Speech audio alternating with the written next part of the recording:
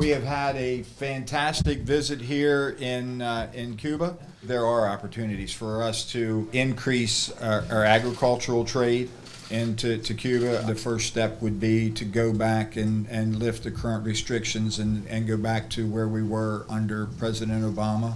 During his visit to Havana, Michael Scuse called for an end to U.S. restrictions preventing Cuba from buying U.S. food on credit.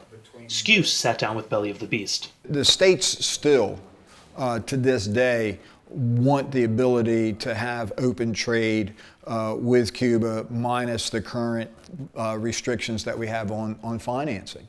You know, we're looking at a wonderful country that's just 90 miles off our coast, that's buying products from South America and from the European Union. And we can sell better products a lot cheaper than what they're getting from those other countries if we can get these restrictions lifted. So you're looking at the state departments of agriculture from, all the states in the United States looking at the potential for trade here.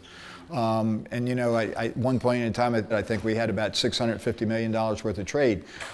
That number will substantially increase once these restrictions regarding the financing are lifted. We all know that there's a senator or two that are on the Democrat side that are very much opposed to having trade or any type of relationship with Cuba, unfortunately. But putting that aside, that does not stop the president from doing certain things that he has the ability to do without congressional approval, similar to what President Obama did. Those are some of the discussions that we've had in the last few days here, is to look at ways that the various ministries can look at working through the current issues and finding a way to deal with those current restrictions. What changes can be made here to make it better to deal with certain restrictions and deal with the financing problems.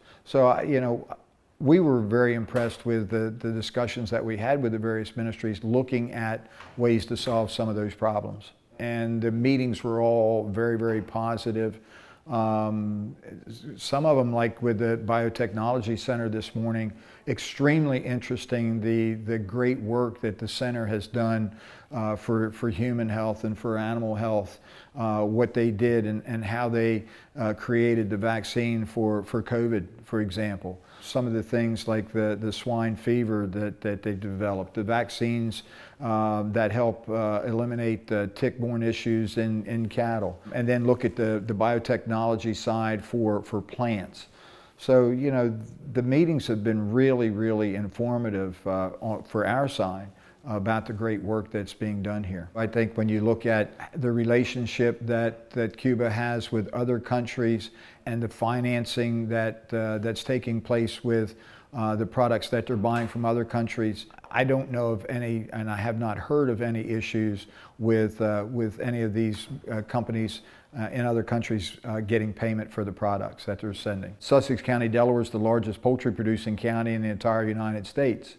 So there's still a great deal of interest with being able to export, whether it be soybean meal or poultry or maybe some other products. Also looking at maybe, someday an opportunity to import products from Cuba into the United States because of the difference in our growing season. I brought a watermelon farmer with me down here and a large vegetable producer.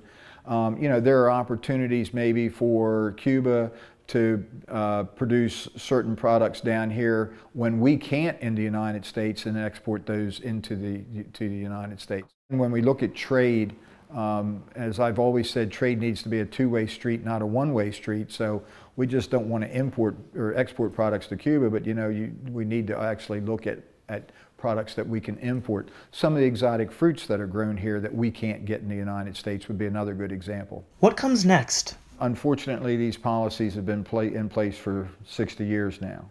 It's time that we take a really good, hard look at these policies and start looking at ways to make some changes, even if it's just incrementally.